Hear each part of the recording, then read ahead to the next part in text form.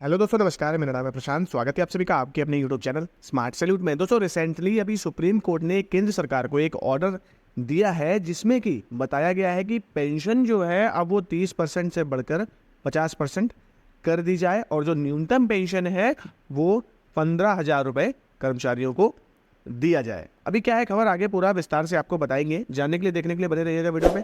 Channel पर है तो चैनल को सब्सक्राइब कर लीजिएगा, बेल आइकन भी दबा दीजिएगा ताकि ऐसे लेटेस्ट वीडियोस आपको मिलते रहें और आप ऑलवेज अपडेट रहें। चलिए बिना देरी करते हुए वीडियो को स्टार्ट करते हैं। दोस्तों, मौजूदा नियमों के मुताबिक जब कोई कर्मचारी रिटायर होता है तो उसे उसके आखिरी मूल वेतन के 50% के बराबर पेंशन दी जाती है।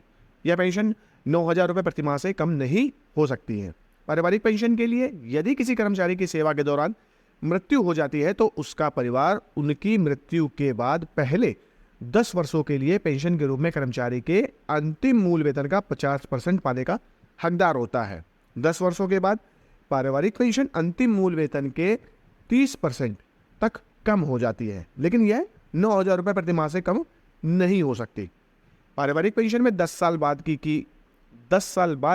की गई इस कटौती को चुनौती देते हुए सुप्रीम कोर्ट ने एक जनहित याचिका दायर की गई थी।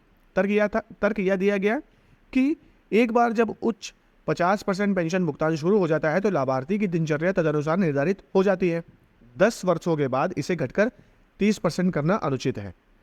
जनहित याचिका में इस बात पर प्रकाश डाला गया कि जब किसी कर्मचारी की सेवा के दौरान अपेक्षाकृत कम उम्र में मृत्यु हो जाती है तो परिवार के भरण पोषण का पूरा बोझ उसकी विधवा पर आ जाता है। पारिवारिक पेंशन एकमात्र आय स्रोत बन जाती है और केवल 30% पेंशन पर गुजारा करना मुश्किल हो जाता है। जनहित याचिका पर मुख्य न्यायाधीश DY चंद्रचूड़ की अध्यक्षता वाली पीठ ने सुनवाई की। आरंभ में अदालत इसे सरकार का नीतिगत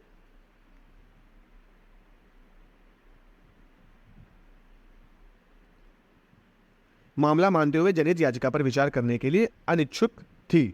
हालांकि वरिष्ठ वकील निदेश गुप्ता की दलीलों ने अदालत को केंद्र सरकार से जवाब मांगने के लिए राजी कर लिया है। वकील ने तर्क दिया कि जब एक सेवा सदस्य की कम उम्र में मृत्यु हो जाती है तो परिवार को न केवल पेंशन का नुकसान होता है बल्कि वह आय भी खो जाती है जो मृतक दूसरी नौकरी से अर्जित कर सकता था।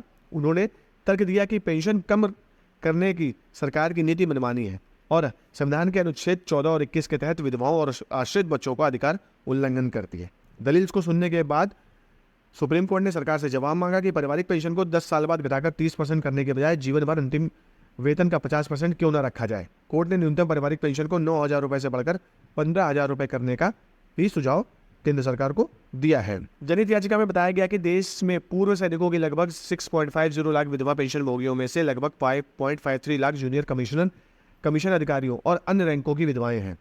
एक सैनिक के लिए औसत अंतिम वेतन लगभग 50,000 रुपये के साथ एक युवा विधवा के लिए सामान्य पारिवारिक पेंशन लगभग 15,000 रुपये प्रति माह होनी चाहिए। तो इस प्रकार से दोस्तों, जैसे कि आपको पता चल गया होगा कि यदि कोई कर्मी सेवा के दौरान उसकी मृत्यु हो जाती है तो उसके परिवार को पहले 10 सालों में 50% न्यूनतम पेंशन का दिया जाता है और उसके बाद उसे घटाकर 30% कर दिया जाता है। लेकिन अभी जब ये सुनवाई की गई, जब किसी ने इस पर केस किया तो सुप्रीम कोर्ट ने सरकार से इस पर जवाब मांगा है कि भाई क्यों ऐसा 30% क्यों किया जाता है, 50% ही क्यों नहीं कर दिया जाता है। क्योंकि सिंपल सी बात है, जब 10 वर्षों तक कोई 50% के हिसाब से पेंशन लेगा तो उसकी दिनचर्या जो होगी दोस्तों वो उस पैसे के अकॉर्डिंग सेट हो जाती है और आने वाले 10 सालों में जब वही पैसा कम घटकर 30% पर चला जाएगा तो फिर उनको उनका भरण पोषण करने के लिए काफ़ी समस्या हो जाती है। तो फिलहाल अभी जवाब मांगा गया है, देखते हैं आगे कैसा क्या होता है। लेकिन अगर सुप्रीम कोर्ट ने अगर दिया है तो डेफिनेटली है इसका भी क्लियर हो जाएगा। तो दोस्तों, खबर यही थी। मेरे द्वारा दी गई जानकारी अच्छी लगी है तो प्लीज़ वीडियो को लाइक शेयर कमेंट जरूर करिए। मिलते हैं अगले वीडियो में, तब तक के लिए जय हिंद, जय भारत।